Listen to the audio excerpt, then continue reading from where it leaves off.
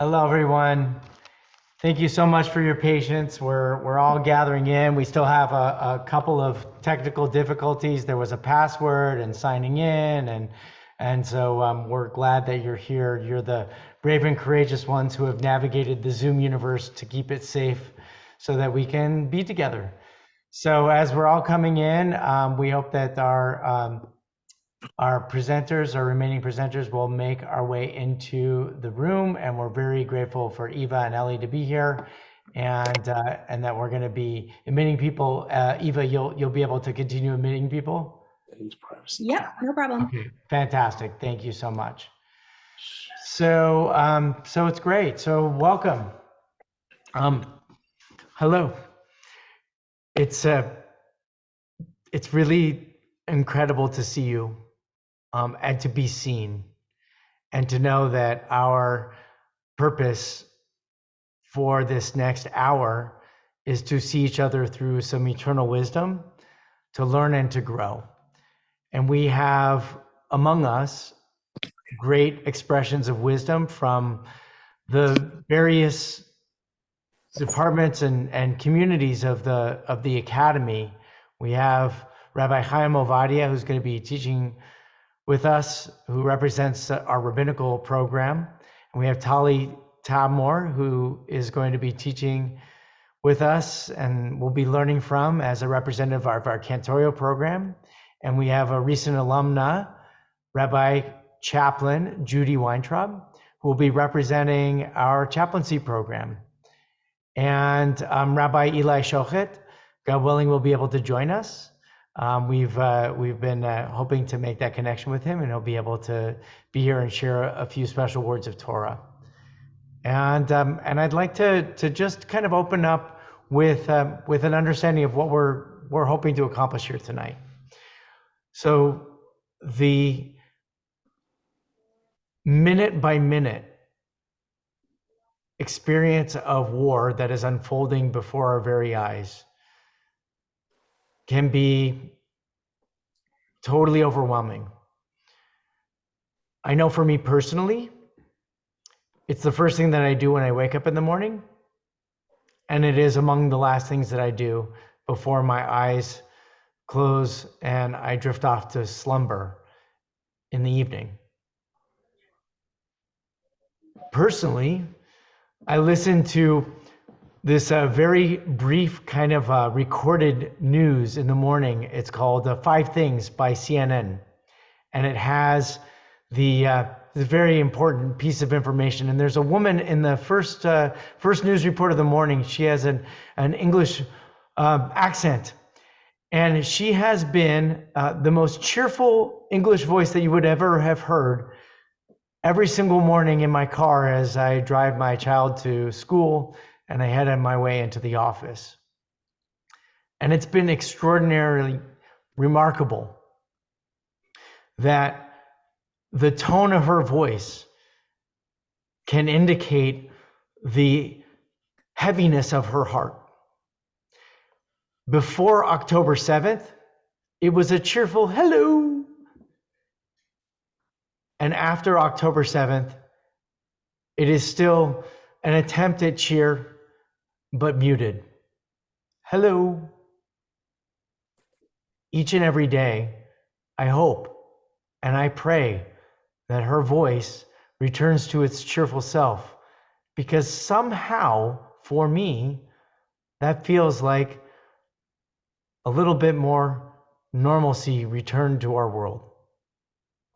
And that her voice is reflecting, despite the fact that this war will come to an end and there will be more conflicts ahead of us, but that there might be a little bit gentler and more peaceful way that we live out our days.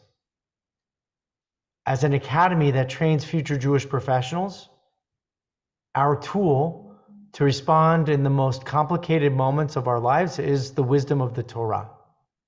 And so we've gathered here together to learn. For the majority of our time, we'll be learning together. You may hear things that are completely resonant with your identity, your values, and you may hear things that you're not comfortable and you don't agree with. Tonight is not a night to engage in the conversation and dialogue that is so welcomed and vibrant and vital to all that we do in the Academy. Tonight is to learn. And if there's something that you want to add in appreciation or perhaps in contention with anything that has been shared with any of our presenters, we welcome you to share those words, and please consider crafting them and addressing them to us via email, sending it to the AJRC office, and we will respond. Because tonight, while it is a sharing of Torah, Torah is only made real when it is shared. And that is our task, to make the Torah, the eternal wisdom of our people, and perhaps the eternal wisdom of all humanity, true in every facet of the world that we encounter. So welcome. Let's see if Rabbi Shochet has made it, and I don't see him yet. So I would like to invite Rabbi Ovadia. Jody said that Rabbi Shochet might be here just under a different Zoom name. Oh, here's Rabbi Shochet. I am here as Alan Friedman. So Eva, would you please spotlight him? Thank you.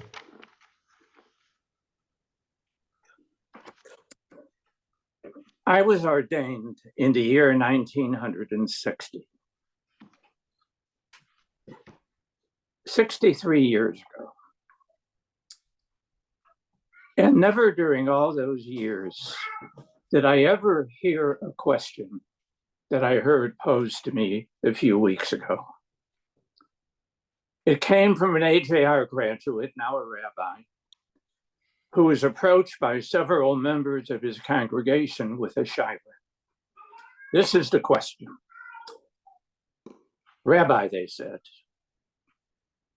a few years ago, you put up mezuzot on our doorposts, beautiful mezuzot, but we are afraid.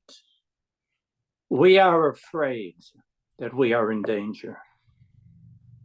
May we remove the mezuzot? And is there a bracha recited when a Jew takes off a mezuzah out of fear? What a question.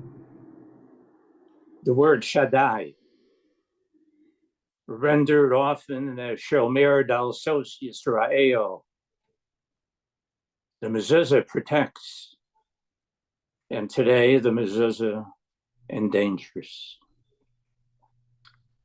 I remember some years ago, I was teaching a codes class at the Academy. And we were studying the introductory bracha, Modeh Ani Lefanecha, Shehechazarta B'Nishmati.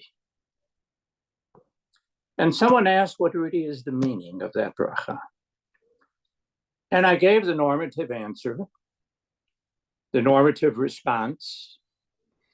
Sleep is very close to death in many ways. The body shuts down somewhat. And so in the ancient world, when someone went to sleep, people thought perhaps the neshama, the soul of that person, has departed. The individual awakens, thank God, Modeh Ani Lefanecha, Shehechazarta B'Nishmati B'Chemla Rabbah Emunatecha. And then while I was talking, a memory triggered in me. A conversation I had with my father around the time I became bar mitzvah, really many years ago. And I asked him about his birthplace, a small town in Lithuania, Shilel. And he described, as best he could for a 12-year-old, the dangers of Jewish life there, people who were murdered, people who were killed. And he told me when I said, Modeh Ani Lefanecha, I said it out of gratitude that I was alive the next morning. Because when you went to sleep in that shtetl, you didn't know if you would awaken.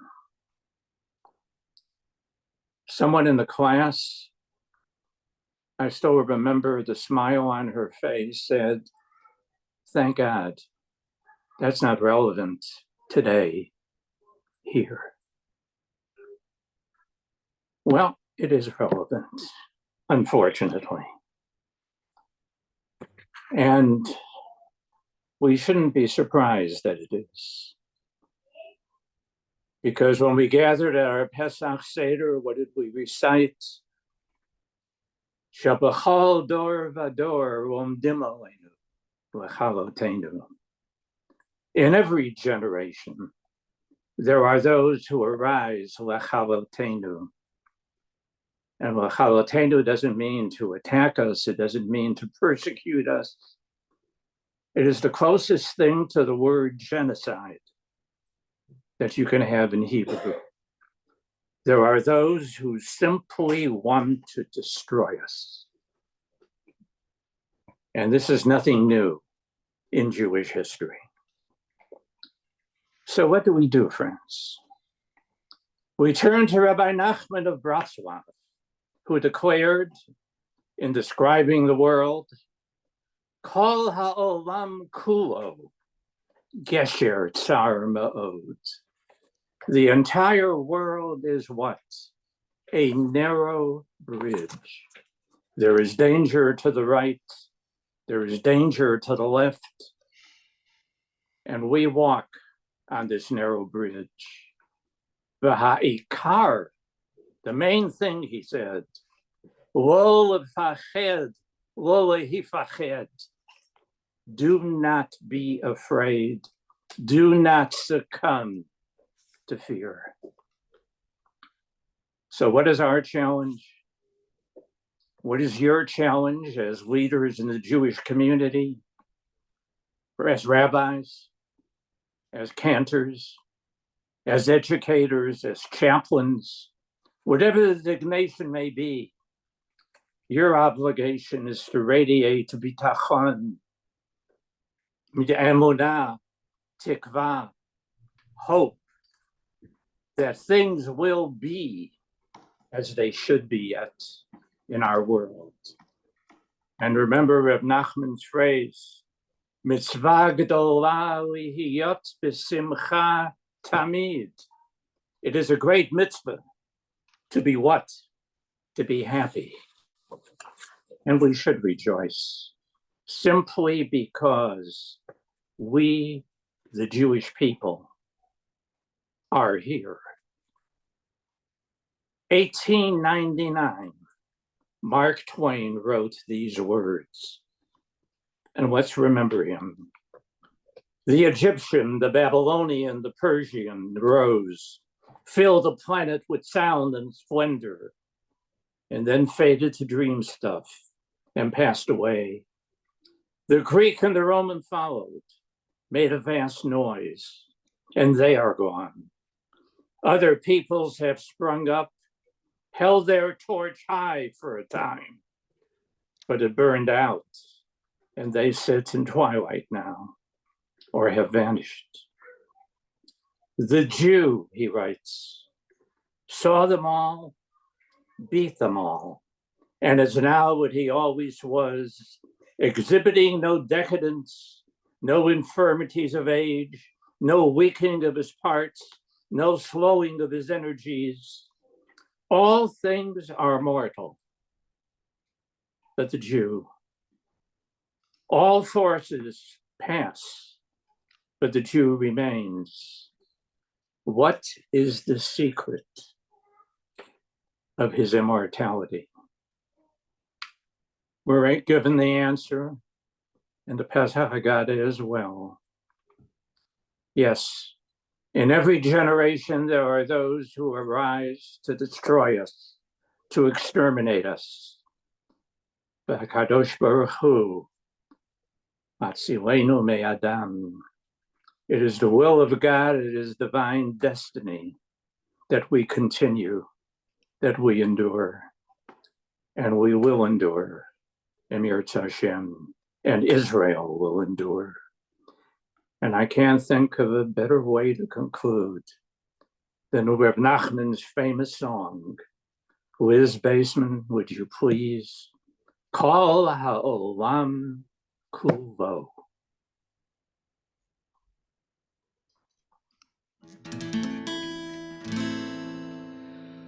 Kol haolam kulo gesher tsar me'od, gesher tsar me'od, gesher tsar me'od. Raise your voices. Kol haolam kulo gesher tsar me'od, gesher tsar me'od.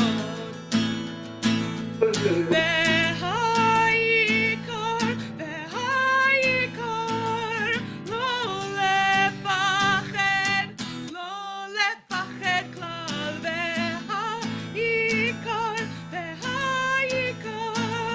לא לפחד כלל. יאי לי לי, יאי לי לי לי, יאי לי לי לי, יאי לי לי לי, יאי לי לי לי לי,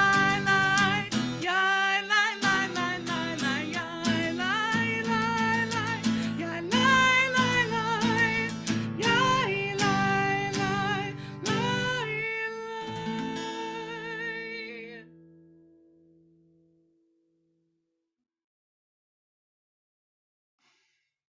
Thank you, Rabbi Shochet and Liz, for opening our learning with such spirit and provocative messages, to know that this moment is so powerful and unique and so necessary for our learning together. And now we welcome Rabbi Chaim Ovadia.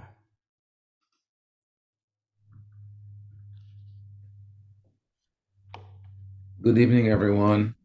Good to see you all. And thank you, Rabbi Shohet. Thank you, Rabbi Hoffman, for inviting me to speak.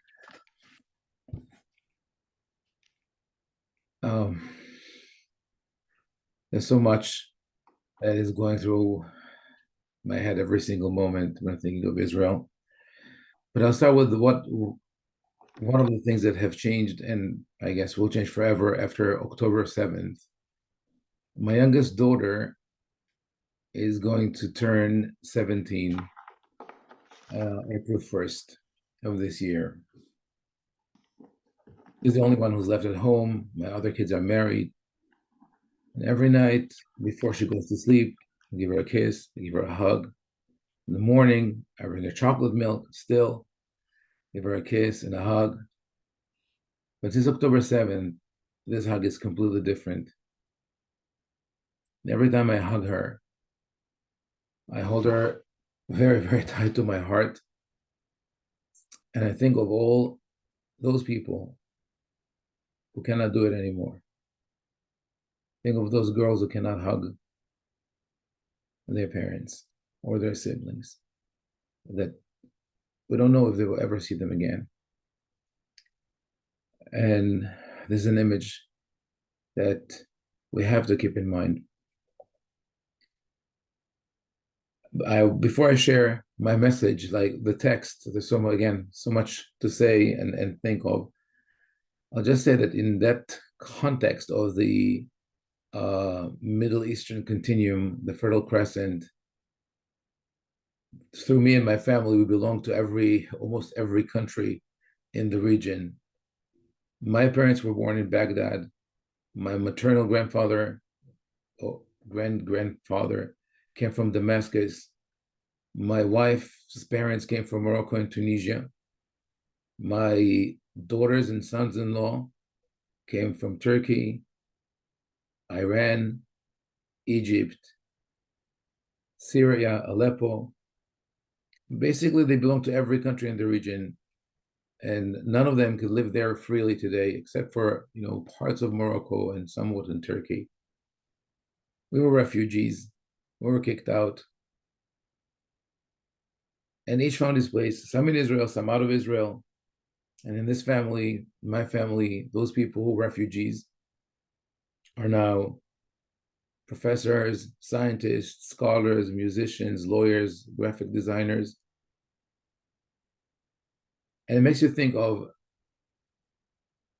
the question that Rabbi Shohet conveyed through, Mark Twain's question, what is the secret of the Jew? And I think that if we look at this ancient text, we might find some of the answer. So again, this pasuk in Devarim that perplexed me when I was younger. It was hard for me to understand what exactly is the choice here. The Torah says, "R'eh natati lefanecha hayom et ha'chayim ve'et hatov ve'et ha'mavet ve'et hara." See, I said before you today, life and prosperity, death and adversity. And then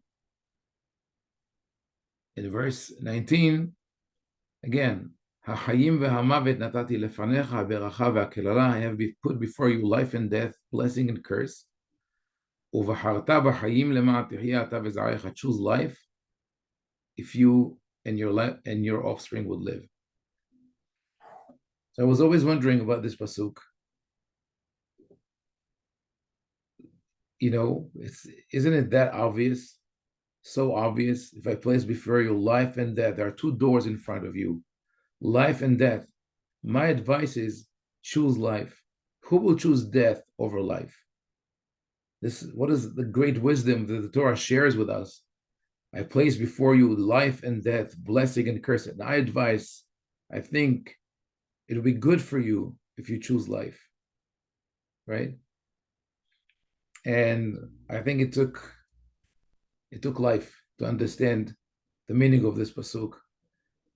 Different experience, different interactions, studying history taught me that the choice is not that obvious. It's not that you open one door and death is there and the other door and life is there. You open the door and it leads to a twisted corridor. And you keep on walking and there are other doors and you keep opening them and we keep making choices. And when the Torah tells us, when God tells us, and I think this is the meaning also of the quote from the Haggadah, "V'hakadosh baruch hu matzilanu biyadam," not always by miracles.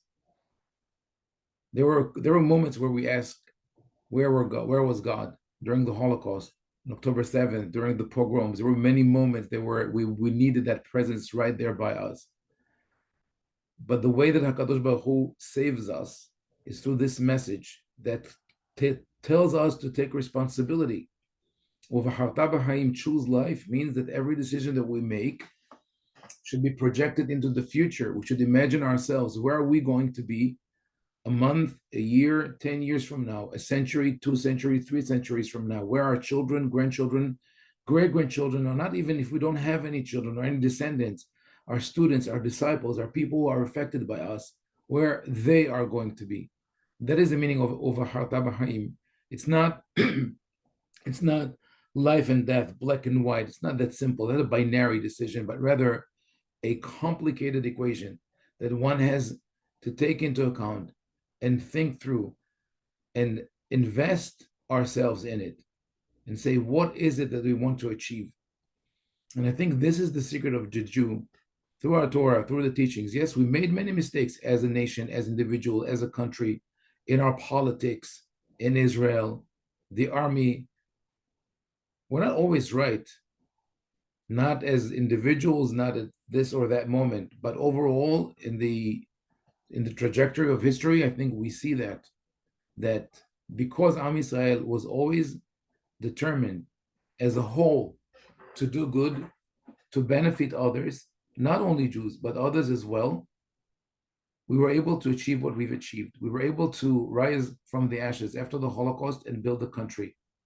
And we're able now to connect to this country from all over the world.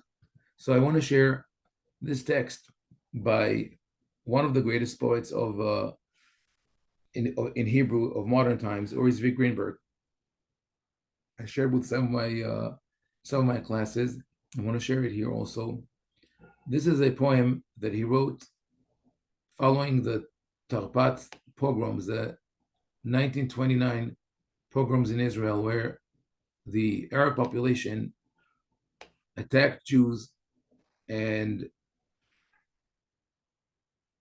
destroyed the Jewish communities in Hebron and in Gaza. There was a community in Gaza at the time. People who lived there for hundreds of years, since the time of Abu Yisrael Najara, the poet. And just I will say also that in terms of proportion of the population in Israel, although back then the victims were only a couple of hundreds, in terms of the percentage of the population of Israel at the time, the disaster was greater than October 7th. And Greenberg says the following: though you drove your rusty sword through my bodies, and I got up to bury my slain brethren in my hands, and I am alive, and I see the burning remnants of houses, and my widows, and the precious children orphaned. Alas, I, the Hebrew, will not repay like you when the day of Arabia comes. And I have to make, clarification. When he says Arab, Arabia, it doesn't mean all of the Arab people. He refers to the Arab population which attacked the Jews in Israel at the time. That is a word of caution to all, from all factions, not to make generalizations, all Jews, all Arabs, all Muslims, etc. He refers to the Arabs in Israel who attacked Jews. Says, unlike your deeds, Arabia, in Hebron and Safat, as you slaughtered in Moza and tormented Bertuvia to sever organs of the living and burn it, that I cannot. In other words, Uri Zvi Greenberg says, I'm not going to retaliate with revenge, and I'm not going to do what you did. And you can hear it in interviews with Israeli soldiers today, where they're asked, are they being driven by revenge? I assume that there are some people who are driven by revenge, but the commanders, the leaders say we have a mission to bring the hostages home and to remove the threat of Hamas so we could live peacefully. And he goes on to say, I dreamt, and still I am dreaming. Yerushalayim is built on paved street, on asphalt the Shekhinah strolls, not on rooms among caves between one and another donkey, vineyards in its mountains, olives and all kinds of fruit trees. And that is not to put down caves and donkeys, but rather the idea of progress and prosperity in Eretz Israel, just like the prophets have imagined. And it says, many children at the homes, many animals in the pasture. And meanwhile, I built an unprotected, quiet and green village, quiet and green and lonely. And because I've dreamt a dream, I have not built a wall. And the life purpose of a soldier I have not yet known. Now I know that village after village I shall build, and it will become the wall of the wall. And the hand of the plower and his life purpose in the field will be the hand of the soldier. This is missing from my translation. In other words, Uri Zvi Greenberg says that with all the political discussions around Eretz Israel and the entitlement to the land, and whether you use the word occupations or refugees or not, on that piece of land where Jews live, our purpose is not destruction and is not exile of other peoples, but living in peace and taking care of families and helping the world. And because of that, we are determined to succeed. And because of that, if we have to fight, we will fight. But it is guaranteed that if you would have told Israeli soldiers, Israeli people, that they are guaranteed peace tomorrow, now they will put down their weapons. And it's a shame. I think we are the pain for the people of Gaza now, who have to be refugees, and now the winter is coming. There are going to be no sewer system, water system, because Hamas for 25 years was building tunnels under Gaza to attack Israel. Just have in mind, if you ever had to fix something in your house and you called the plumber, and the plumber said that you have to replace one pipe, how much you had to pay for it, how much money went into these tunnels. For more than 20 years, Israel did not control Gaza. And if the leaders, not saying the people, if the leaders would have been bent not on destruction, but on construction, they could have made Gaza the Riviera of the Middle East. It could have been fabulous. And we would go back and visit there like I did when I was a kid. So my prayer and hope is that other people will learn from the Jews, that we will learn to correct our mistakes as well, but that others will learn from us and will learn this lesson. If we choose life, if we're bent on doing good for the world, we will survive and thrive. And if not, God forbid, those who are bent on destruction will perish. So let us all hope for that we all choose life. Thank you.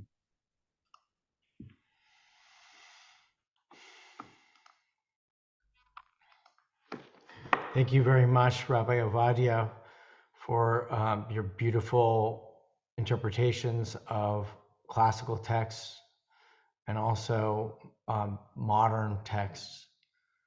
And know that there is an eternal truth and a very present truth that you have captured and shared, expressed from you personally, and I think representative of all of us. And we're very grateful for your learning. Thank you. And now I invite Tali Tabmore, faculty member of our Cantora program, to teach us about the music and the poetry that is being recorded and shared not only in this moment, but what our people are listening to, the soundtrack of our grief. Thank you, Rabbi Hoffman. Israel, because of its history and its present, has a very robust repertoire of songs of war and loss, and it's the first sort of signal if you're walking around in the supermarket or wherever you are in Israel that something horrible has happened. Is suddenly the radio, all the talk radio shuts off, and you hear those songs. And Rabbi Hoffman asked me to choose one song that best represents what we are experiencing right now. So naturally, I chose 4 songs, and each one of them lies on a different spot around the perimeter of this enormous grief and trauma that we're all experiencing. I'm going to share my screen. I would just like the record to be known that I asked her for 6 songs and she only chose 4. Okay. So the first song I'd like to talk about is Ein li eretz acheret.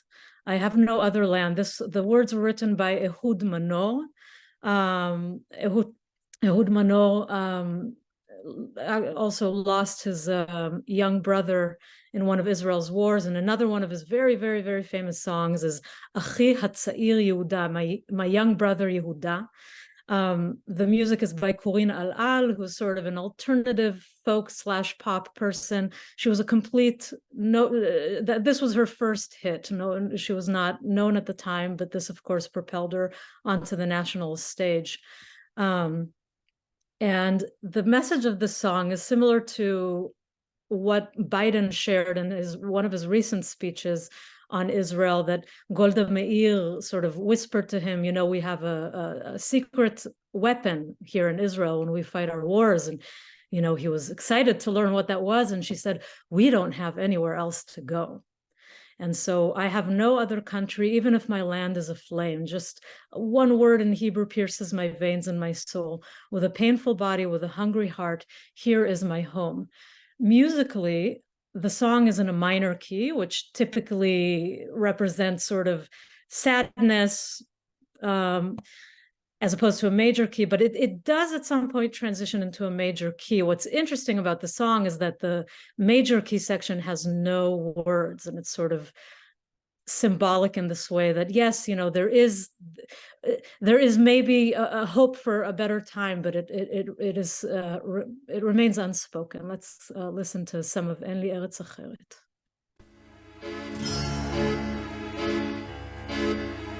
אין לי ארץ אחרת, גם אם אדמתי בוערת, רק אלוקה אל נשמתי, בגוף כואב, בלב רעב, כאן הוא ביתי. לא אשתוק כי ארצי שינתה את פניה, לא אוותר להזכיר לה, להשאיר כאן באוזניה, עד שתפקח את עיניה. אין לי ארץ אחרת, גם אם אדמתי בוערת, רק מילה בעברית חודרת, אלוקה אל נשמתי, בגוף כואב, בלב רעב, כאן הוא ביתי.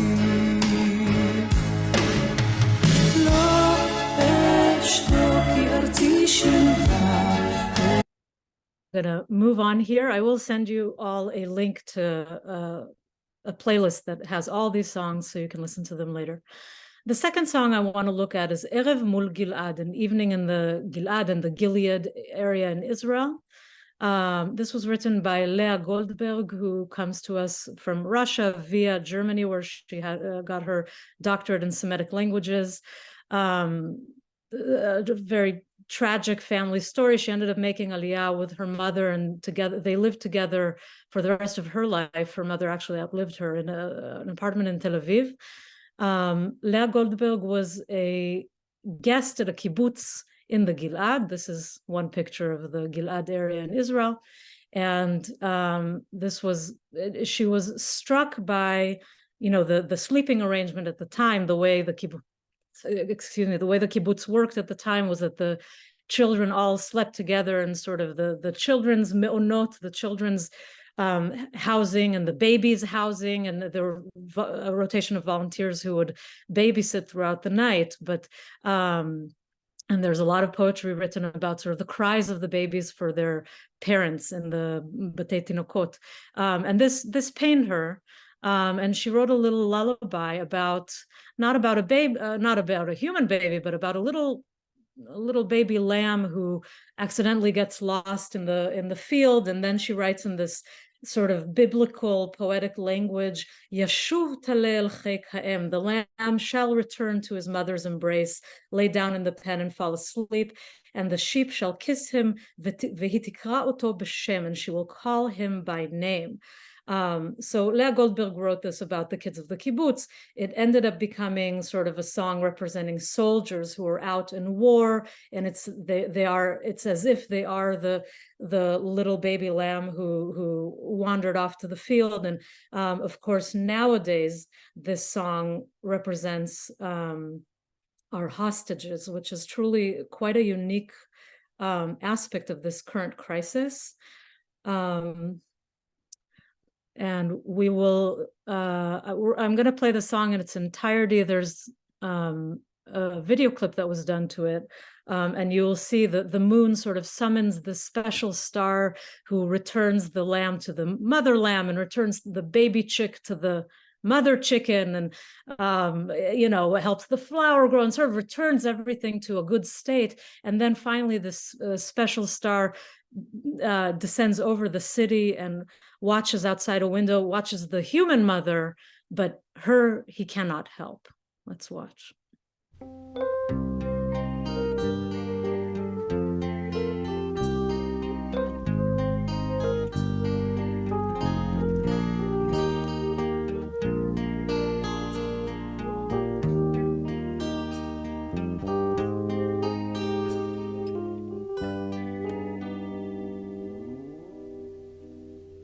האילנות כל כך כבדים, כופף הפרי את הבדים, זו השעה המרגיעה, בה נרדמים הילדים, אל הבקעה מן הגלעד, טל שחור ורח ירד, כבשה פועה בוכה בדיר, זה בנה הכת אשר עבד. ישוב אל חיק האם, ישכב בדיר וירדם, והכבשה תשק אותו, והיא תקרא אותו בשם.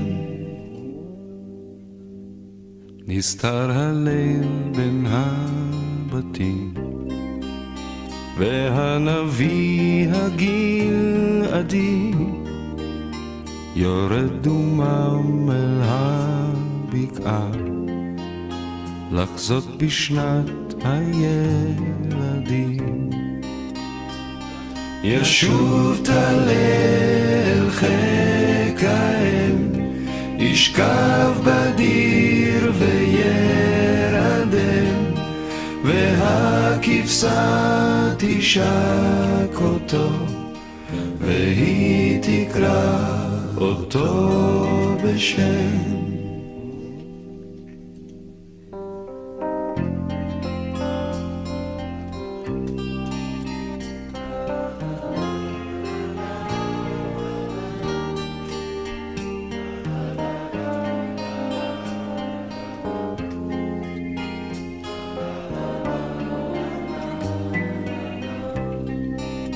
אל הבקעה מן הגלעד, טל שחור ורח ירד, כבשה פועה בוכה בדיר, זה בנה הכת אשר עבד.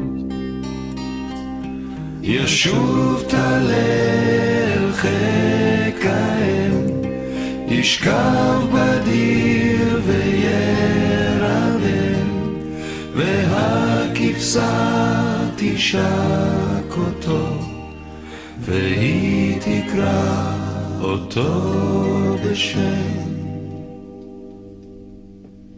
האילנות כל כך כבדים, כופף הפרי את הבדים, זו השעה המגיעה, בנרדמים הילדים.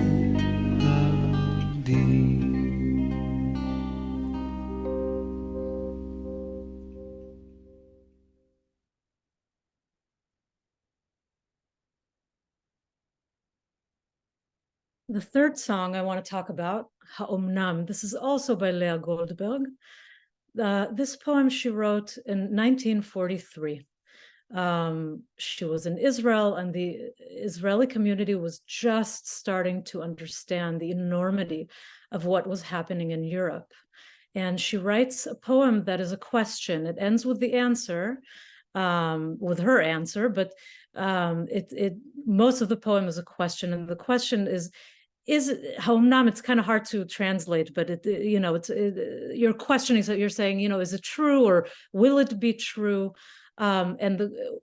Will it be true that the days of forgiveness and mercy will one day arrive? She's basically asking, will we ever feel like ourselves again? Will this grief ever transform into something else, or will it always, always, always feel this way? Will you walk across the field like a simple wanderer, or will the downpour catch you as the raindrops pound on your shoulders, your breast, your neck, and your mind will be clear? Will you walk across the wet field, silence filling you like the light that lines the cloud? That's one of my favorite lines. And then the height of the questions is, will things once again be simple and alive? Will it be permitted to touch them, and permitted to love? Umutar lehov.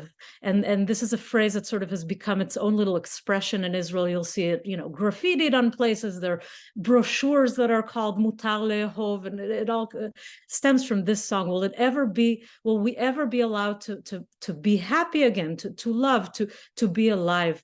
And she does answer her questions, and she says, for yes, you will walk in the field by yourself, never scorched by the heat of the the fires or the paths paved with horror and blood.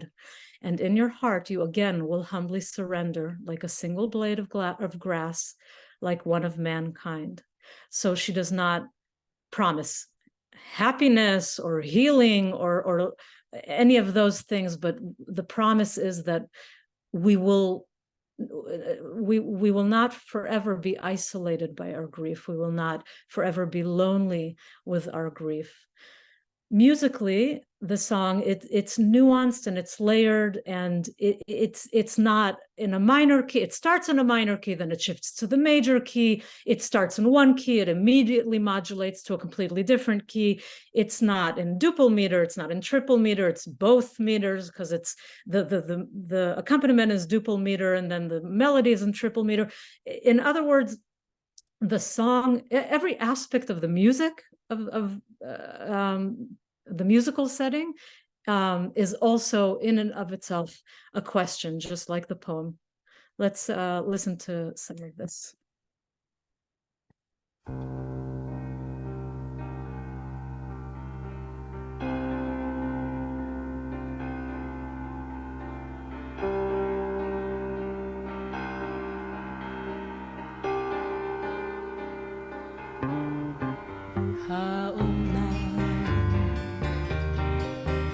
האומנם עוד יבואו ימים בסליחה ובחסד, ותלכי בשדה ותלכי בו כהלך הכתב,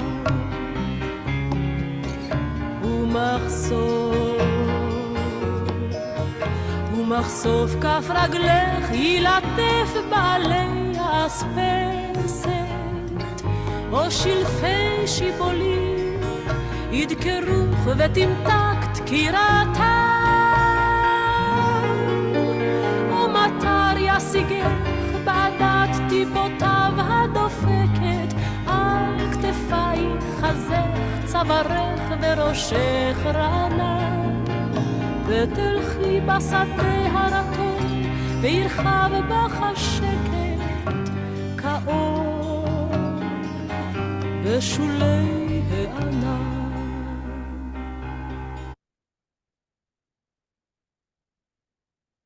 And finally, I was thinking, with an eye toward the future, typically in vigils in Israel, people sing songs for peace. And it strikes me right now from everything that I'm seeing and hearing from Israel, the current zeitgeist is not there yet, right? We are not, our definitions of peace and compromise, everything is shifting. What I am seeing is a resurgence of sort of highly patriotic and religious sort of what we call, hakafa music, right? Things that are easy to dance to and that everybody can sing. One example of that is Yachad Nenatzeach. This is by it's sung by Sarit Haddad, who's sort of the queen of Muzika Mizrachit, of Middle Eastern pop. And Yachad Nenatzeach, Yachad Nisha'er, together we will win, we will stay united. Let's watch a little bit of that clip.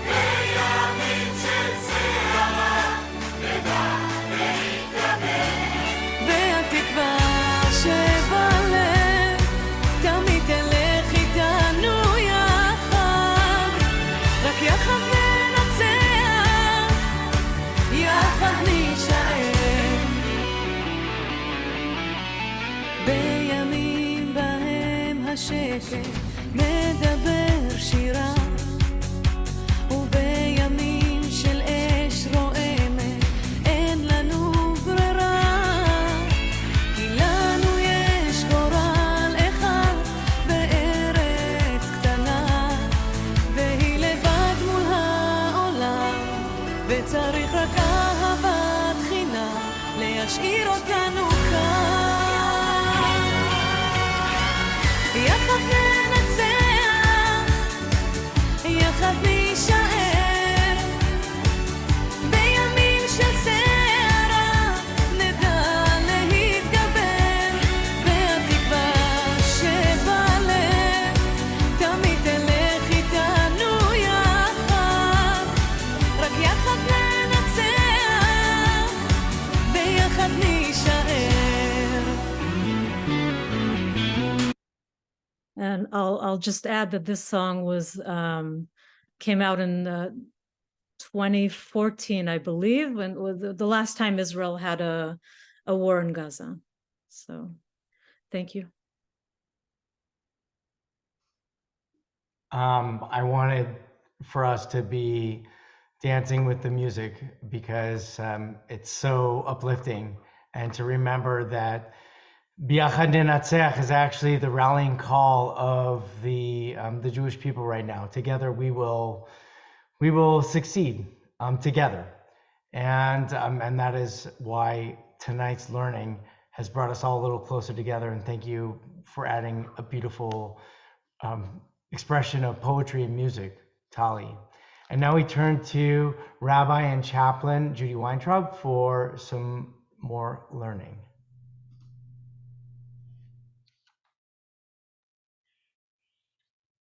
Thank you, Rabbi. Thank you. Let me, okay, can you hear me? We're good. Yes, good. Yes. Tali, thank you. Very inspiring music. And I'm looking forward to receiving copies of everything. Rabbi Shochet, thank you. Gesher Tsar Ma'od. Kol Olam Kulo. Va'ikar Lo Lefachet Klal. One of my favorites. The thing is that, not that we should never be afraid, that's impossible. As a chaplain, as rabbis, we know that.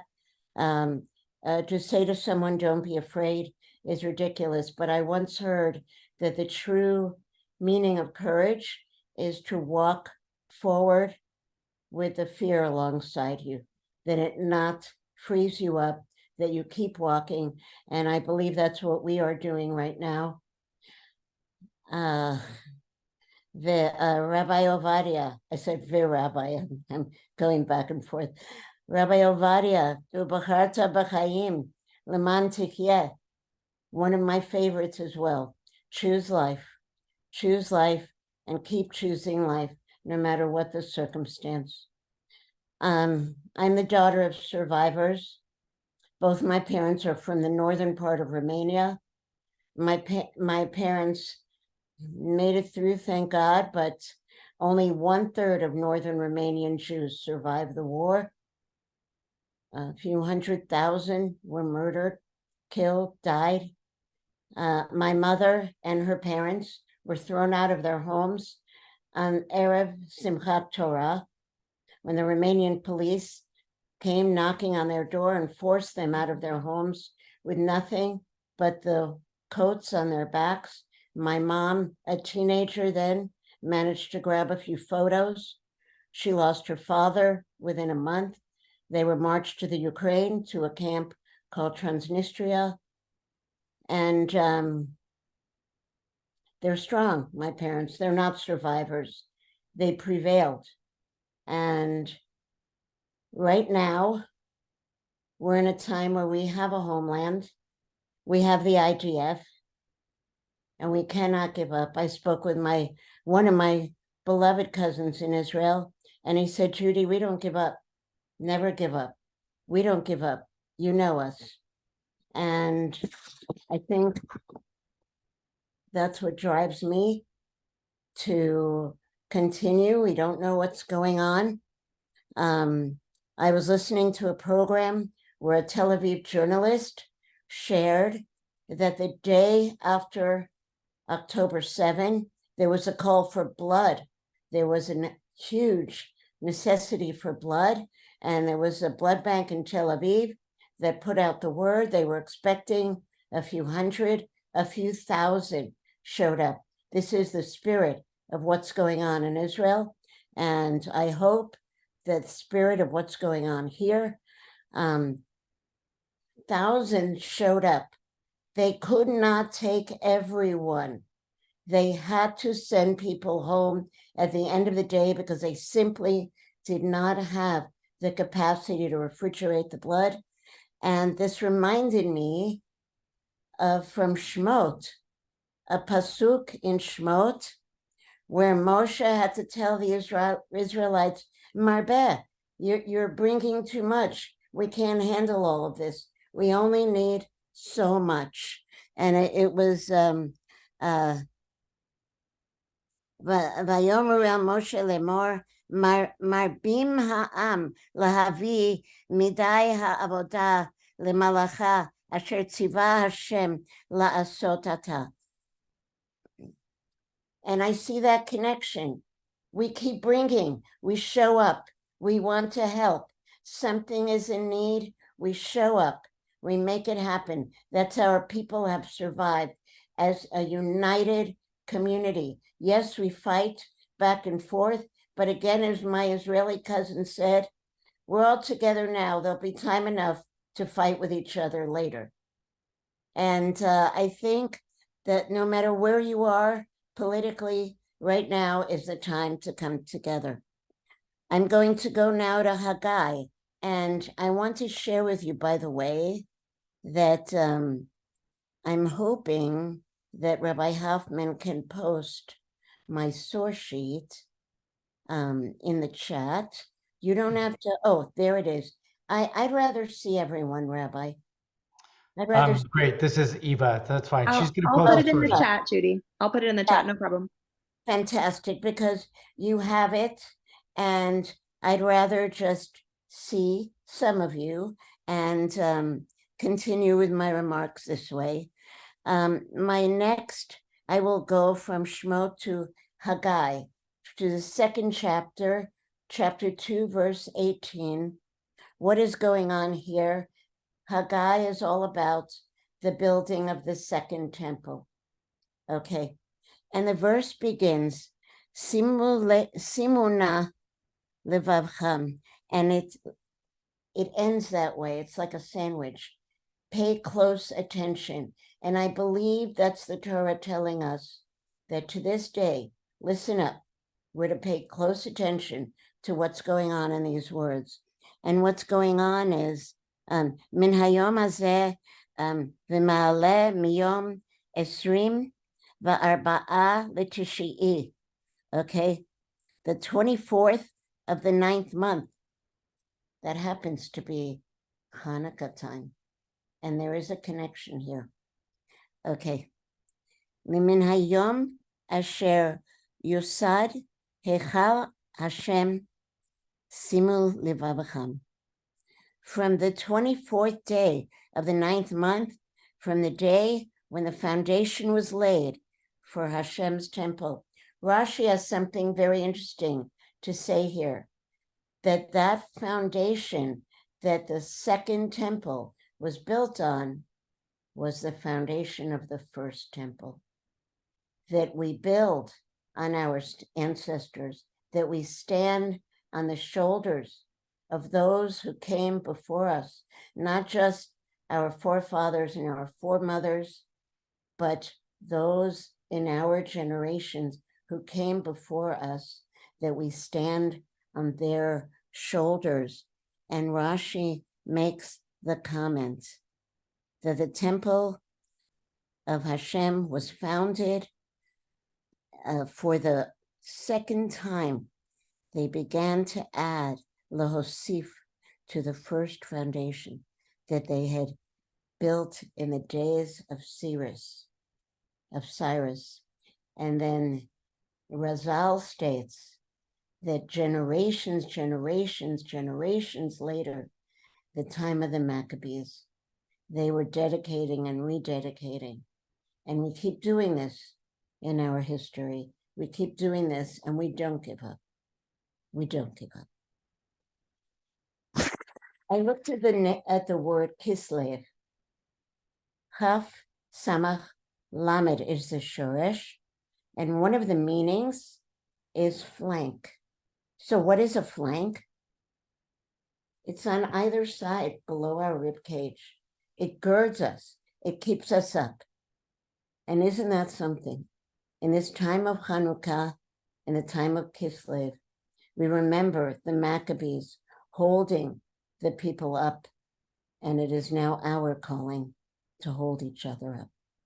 It is now our calling. This is what we are to do now.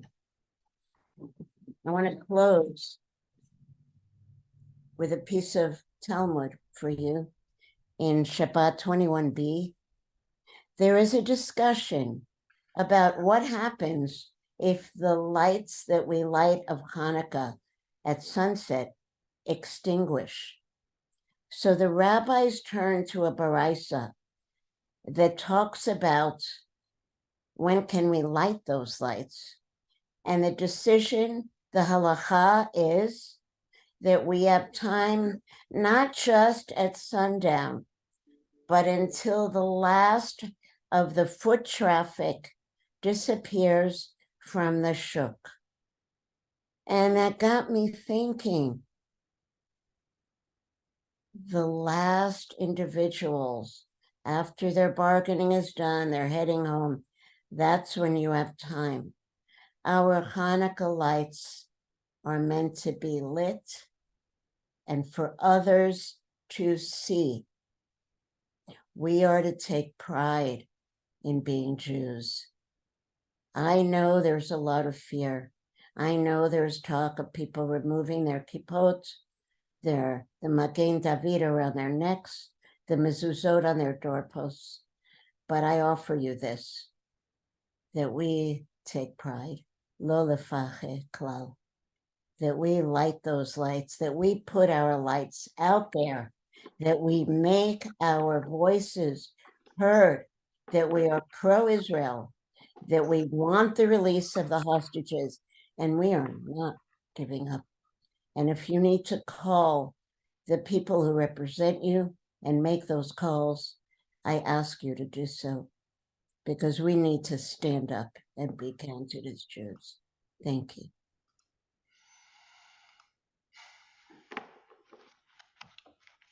The time is late. Only that we asked you to come for an hour, and I know some of us on the West Coast are heading off to dinner, and others of us who are on the East Coast are probably ready to shut down everything for our days and head out. And I want to say thank you so very much to Rabbi Weintraub for sharing her truly powerful words, her interpretation and learning, her stories, her contributions, and her reminder for us to take pride, as well as to Tali Tadmor for her extraordinary selection, her sensitive selection and understanding and inspiring selection of music and the understanding of poetry that has animated the spirit of our people then and now. And to Rabbi Ovadia, who brings such a heartfelt expression and understanding, not only from his personal life experience, but also the very tender understanding that the words that he shares with his children in the most precious and vulnerable moments are words that can bring us comfort and inspire us and help guide us through very difficult times. And to Rabbi Shochet for always coming forward and with your eloquence and your deep understanding of the Jewish soul, to know that this time requires a connection to that secret that has kept us throughout the generations, that we all know exists, and that I suppose if we shared it with each other, it wouldn't be so much a secret anymore. But I think it is something that surely comes through your words and through all of those who have shared words tonight, to know that that's where the secret can be found. I want to leave with just a thought, because this moment, as contained and understood and framed, is not the world that we're going to return to. And the challenge that we have is to sift through all of it, the truth and the misinformation and the impulse and the reaction and the frustration that there could be more said and more is not said. Not yet. And just try to remember what values we already have within us that we want to see present in the world. And that is what we need to return to and remind ourselves of whenever we are confronted with something that seems so jarring, whether it's the truth in the devastation of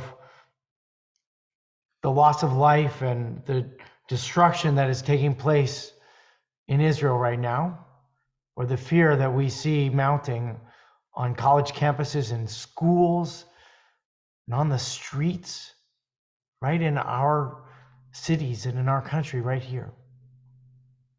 Remember the words of Hillel, Im ein ani li mili. If I am not for myself, who will be for me?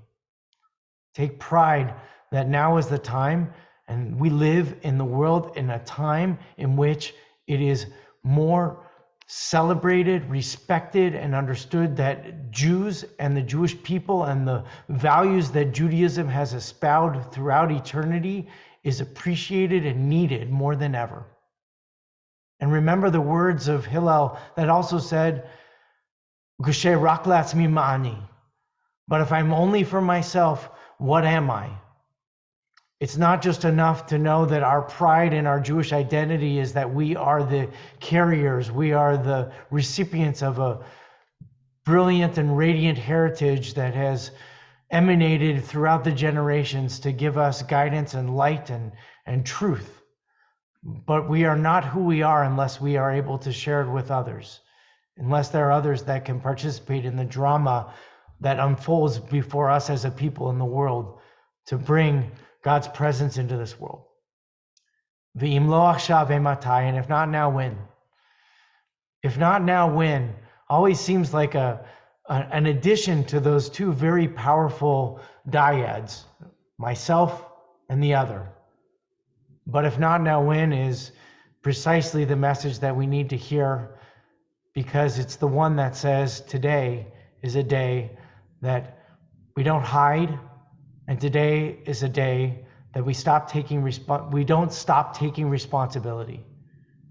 And so if there is a place for us to raise our voices and share our values, let's do it. And the question that I hope you take with you is, what commitment are you going to make? Where will you take responsibility? Because this world needs you now more than ever. The values that you know exist within you and that you share within the circles of your family and community, the world needs to hear them. The world needs to be comforted by them. The world needs to be inspired by them. So what are you going to commit to? Where will you share your responsibility? The greatest question, as penned by the philosopher in Harvard University, Michael Sandel, is simply identified with his statement to live a life, not to live the good life, not to live the perfect life, but to live a life is to write a story in which you find unity, that there is coherence, that this world makes sense. Our prayer for all of us is that we live lives that make coherence, that bring unity, that makes sense in this world. And we do that with hands that emanate peace, that stand strong and protect those who are vulnerable, and bring a promise of eternal truth wherever it is needed, wherever it may be heard, and even where we can discover it. Thank you all so much for being here this evening.